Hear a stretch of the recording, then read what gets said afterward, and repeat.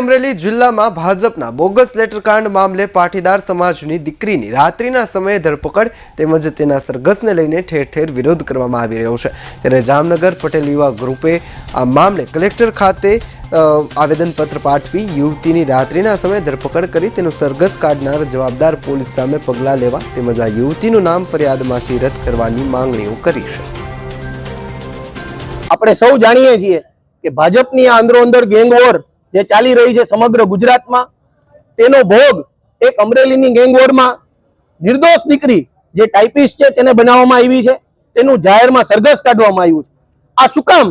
તો કે ભાજપના નેતાઓને તમે સુખામતી એના જીહજુરી કરવા માટે, એને ખુશ કરવા માટે, એનો અહમ સંતોષવા માટે થઈને રાતે દીકરીને બંધારણનો સંપૂર્ણપણે ઉલ્લંઘન કરી રાતના 11 વાગ્યા પછી રાતે દીકરીનો ઘરેથી એને અટકાયત કરવામાં આવી છે। નિર્દોષ દીકરી જેનો કોઈ વાક નથી એને આ કાયદા કાનૂનમાં ફિટ કરવામાં આવી છે। અમારી માંગણી છે કે વહેલામાં વહેલી તકે એને નિર્દોષ છોડવામાં આવે।